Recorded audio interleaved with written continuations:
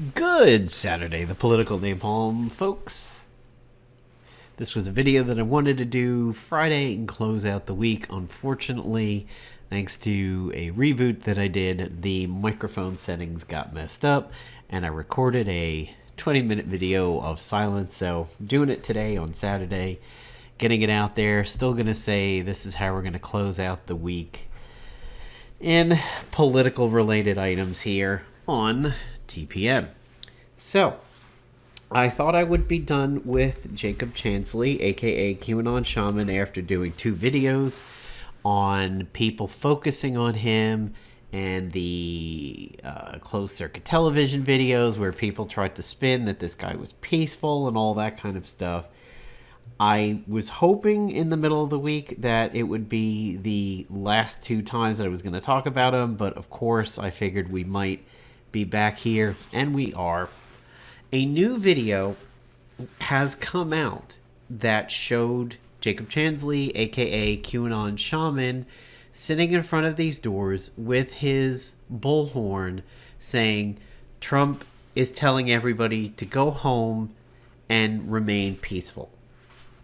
So they think this is a big newsworthy item. They think that it proves that he's innocent, or that it proves that he's a decent person.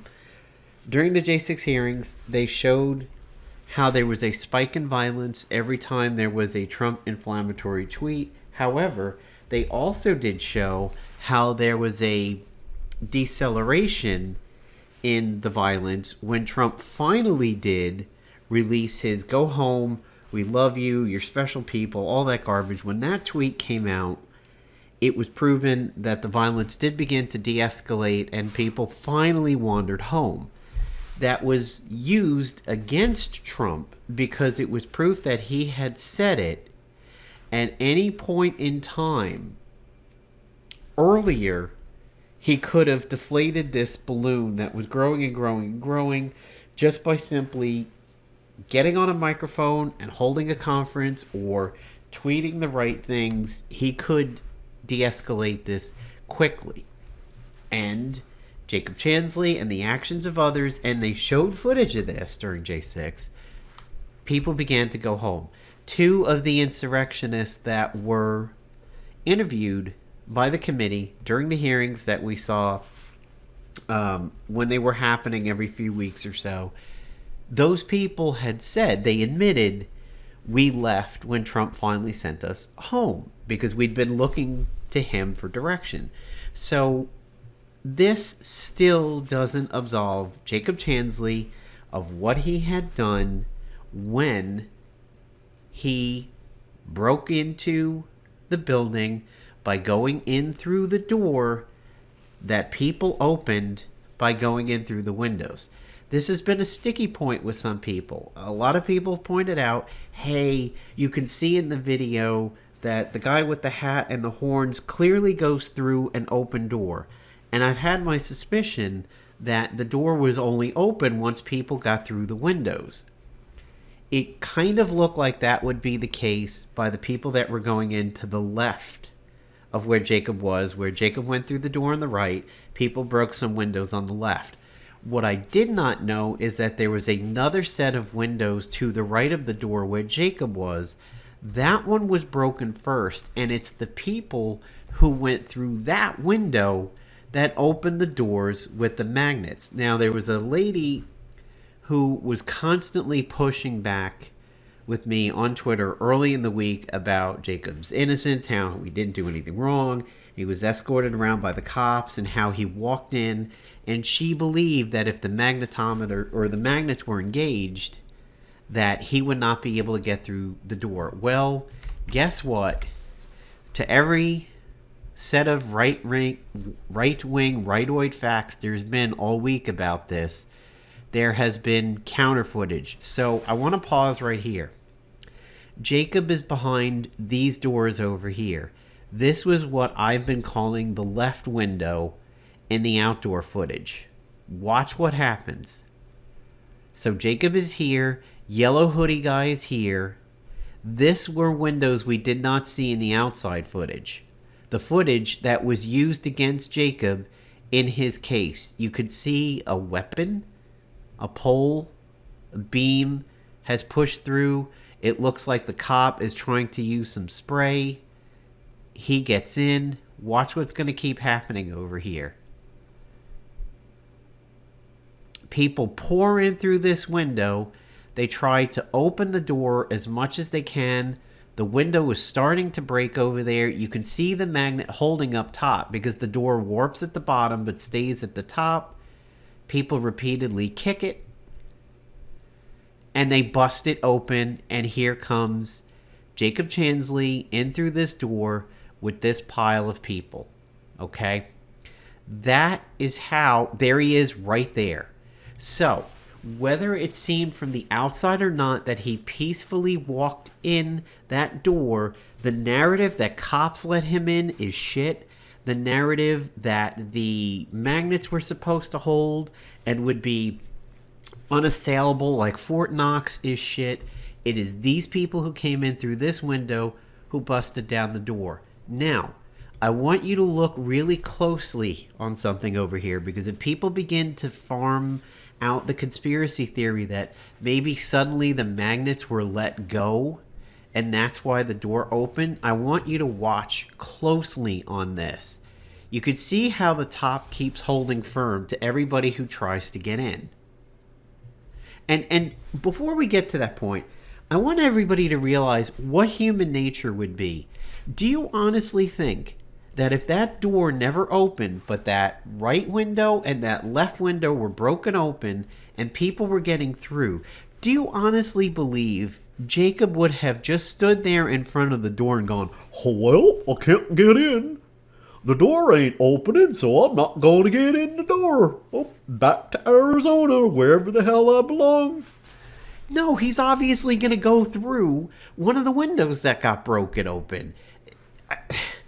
I mean, his actions once he got inside, making his way all the way to the Senate, the note that he left for Pence and everything, he was there with a purpose. I don't think he was so righteous that the door being closed, he's going to go, "Well, it's going to get me in a lot of trouble. I'm not going to go in through that window." I mean, really, do you honestly believe he would have been stymied by this door being closed with the two windows being wide open and broken out next to him? Come on. That's ridiculous. But watch closely. See? You see there, as the door finally gives way, it wobbles. It's because the top stuck longer than the bottom. That's why it didn't just swing open and went boom, boom, boom, boom, boom, like that. That's because they kicked it off the magnets. Nobody let the magnets go. The cops did not let them in. They're not escorting them at this point. You could see that pole or beam over here was thrown through that window to break it open, and you could see people coming through. There's somebody with a Confederate flagpole. Here's another flagpole over here. That is... Oh, hey, look who that is. That's Wear Your Badge to the Insurrection guy.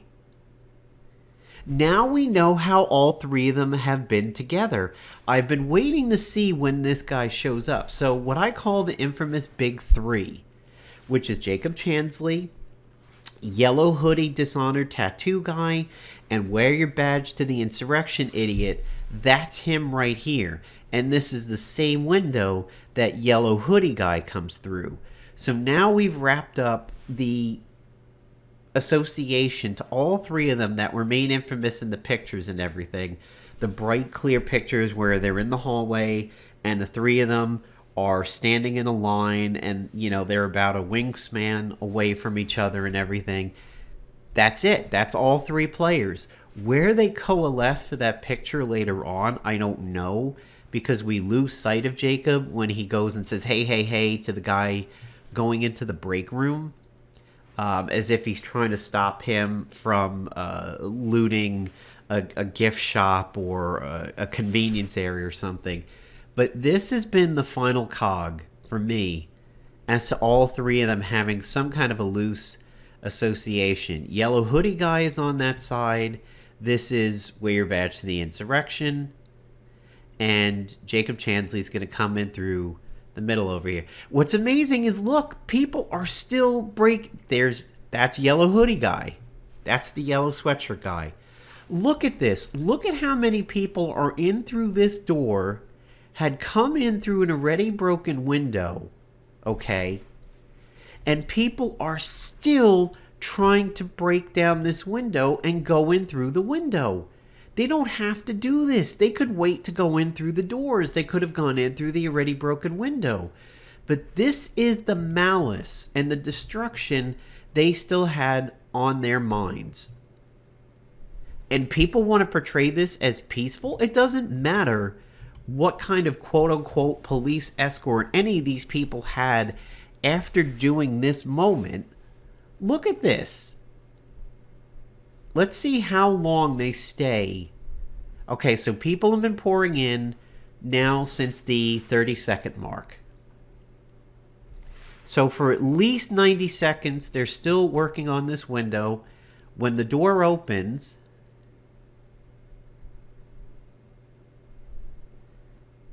there we go. We're talking about roughly half a minute over here. These people are still, and they have an entranceway, but look what they're doing. They're still making it bigger. They're still destroying things.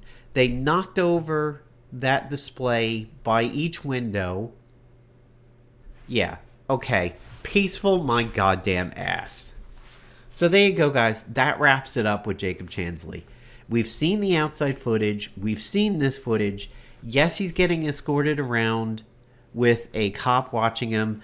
Yes, he walks onto the Senate floor with a cop behind him. That was part of the January 6th footage. It was never hidden that cops had been around him.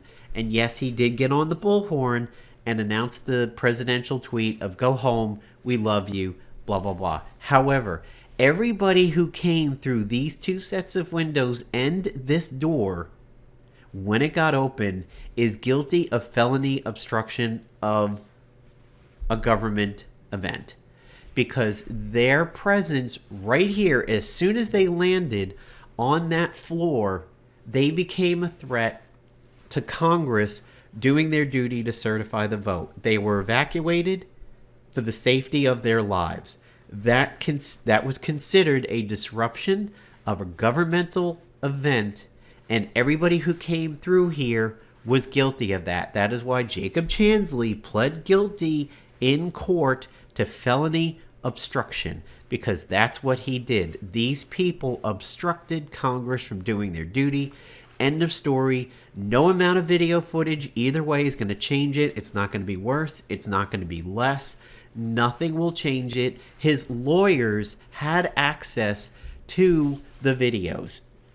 The court filing shows it. And yes, the lawyer did have access to the bullhorn video with the "go home" quotes, because that video was used to try to get him bail. It's in a court of law. It's been registered. It's legal. It's on the docket. It's on the filing. Jacob Chansely is screwed. We're done with this. We were done in the middle of the week. We're still done with it. Finally, on to other topics over here.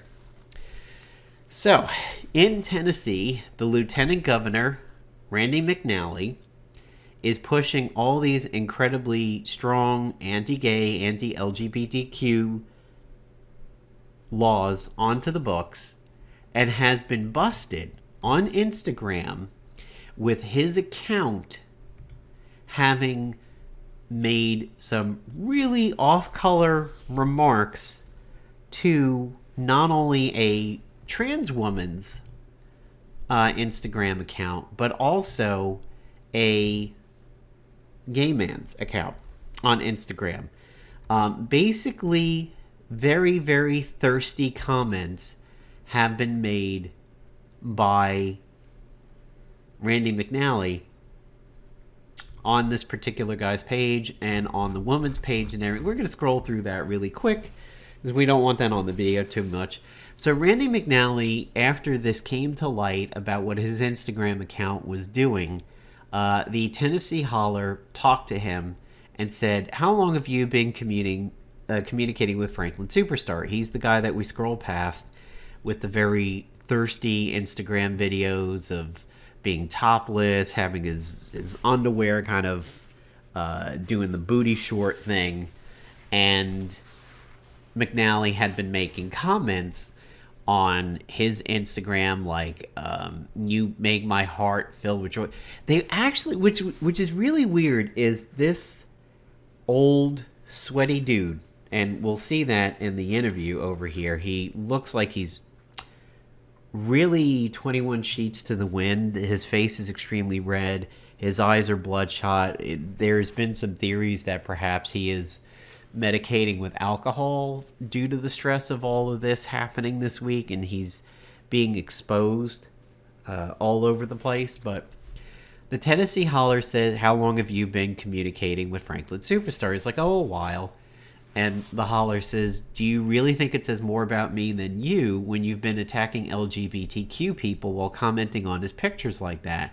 He's like, well, I'm not anti-gay. Okay, that's good and all, but then why are you passing these anti-gay bills? Well, we're not passing bills that are anti-gay. We're just trying to limit things, and I think there are safeguards in there. And Tennessee Holler does what good journalists should do in this day and age and stop letting people get away with crap. Says, but it's the most anti-gay legislature in the entire country. McNally disagreed and said, hey, there was a time when he spoke against legislation that would have prevented gay couples from adopting. This dude. I thought that marriage should be between a man and a woman. I still kind of feel that way, but I have gay friends that are married. And then he's also commenting on this trans woman's page, commenting over here, attempts to legislate trans people out of existence, a collage of Lieutenant Governor McNally liking posts by a trans woman commenting on how beautiful she is. It wasn't just Franklin. And now apparently his account has gone private, so he's trying to hide it.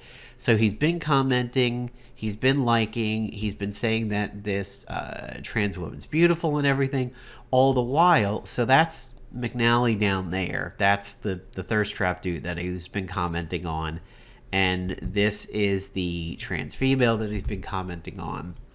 So he's doing all this stuff while pushing laws that take away the rights and the freedoms of the very people he is attempting to enjoy. And let's listen to this video, because now Franklin, they've gotten in touch with Franklin, and apparently McNally was very willing to help him out, even offering him a job in the office. So I think he was basically trying to be a bit of a sugar daddy here. Let's see what we get out of this. I haven't watched this yet. New details on a brewing controversy surrounding social media comments made by the Lieutenant Governor of Tennessee, Randy McNally. McNally has consistently supported legislation some deem hateful to the LGBTQ plus community. Now his social media comments to at least one member of that community coming to light. Here's Action News 5's Walter Murphy.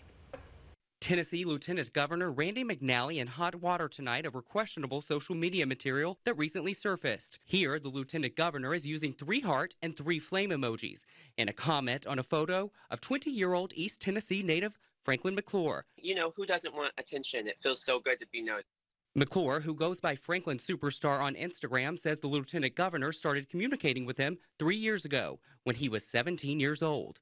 McClure was clear that it was nothing more than an occasional compliment on a photo or a direct message. If he can be kind to a 20-year-old guy posting his butt, he can be kind enough to not help pass a bill that hurts anyone like me.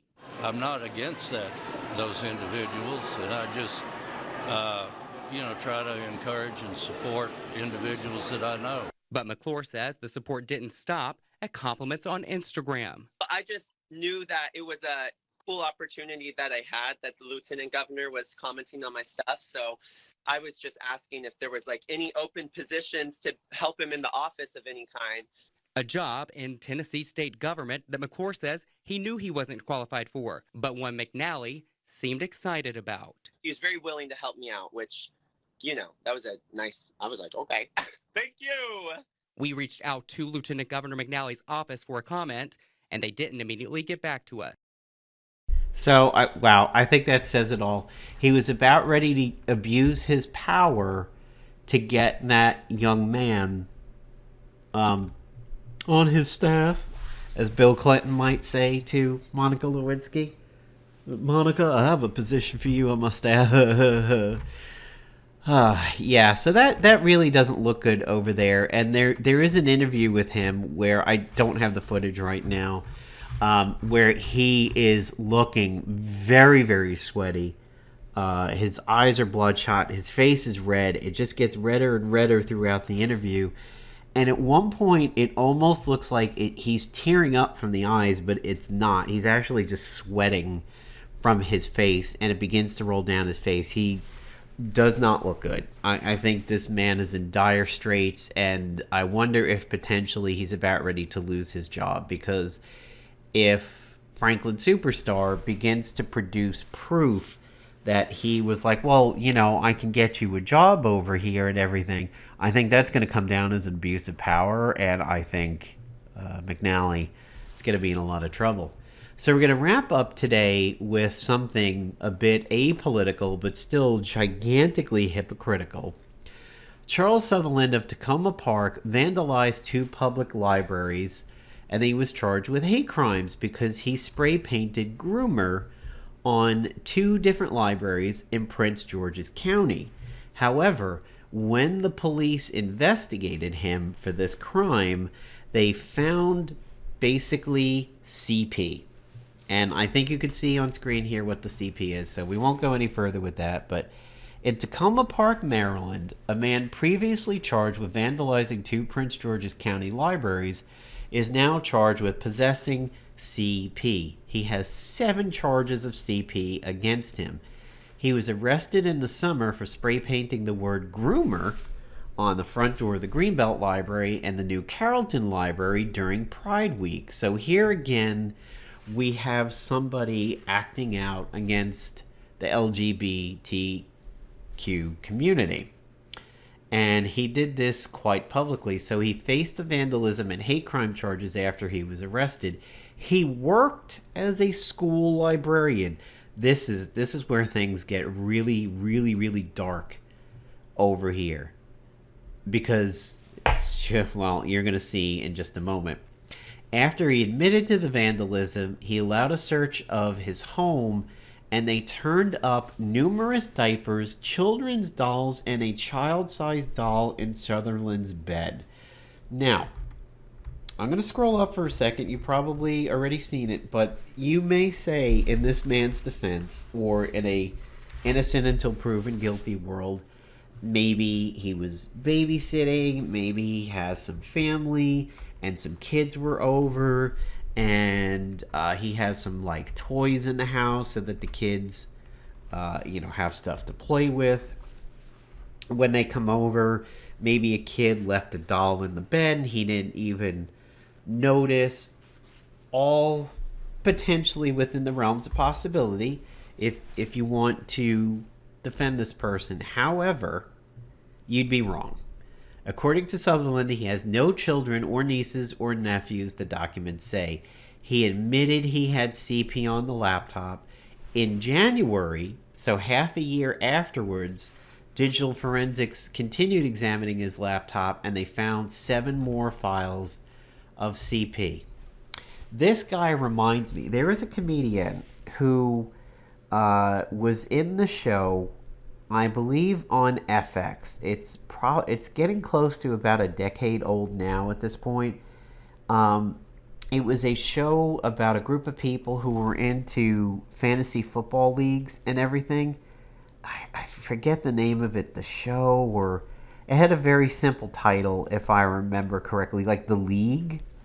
But there was an actor in that show by the name of John LaJoy. Okay. He has videos up on YouTube. Really funny videos because they're very simplistic. Things like Everyday Normal Guy and the WTF Collective. This was my jam about a decade ago. I loved his videos. let me see if I can figure out what was the show that he was in. FX is The League. Okay. He was Taco. He was very, very well known for his role of Taco on there. And he had a comedy career on YouTube. And one of his comedy skits on YouTube was the public masturbator's trench coat and the I guess there is no way of saying it because I'm directly quoting the video over here, but the rapist's glasses. And boy howdy, these glasses look so much like the glasses that he uses in that video when he does that whole comedy routine of basically looking like the most super creepy dude you can imagine. The only difference is he has a fake beard, a fake bushy beard in the video. Go look it up on YouTube. I'm not going to look it up right now. But yeah, and compare how he looks in that video to this guy, Charles Sutherland. So the hypocrisy here, to round out the end of this video, the hypocrisy in the Sutherland case and the McNally case is just off the charts. I don't deign to know this person's political preference. He might be right, might be left. This one is immaterial, and in all honesty, I'm glad I don't know, because ID politics has become so crazy nowadays. People always try to associate what's going on with their life to a political side, to either use it to defend them or use it to attack them. I don't know his political affiliation, the same way we don't know Subway Jared's affiliation. But he and Subway Jared, what they did was heinous. I'm sure you might wind up discovering physical abuse in this man's case more than just having fetishistic materials in his place. But yeah, the hypocrisy in these last two things that we've talked about is absolutely disgusting. And the do as I say, not as I do mentality is just really bad. And it goes to show you can't put stock in your heroes in ID politics. You can't assume people in your party are good and everybody that's bad is on the other side.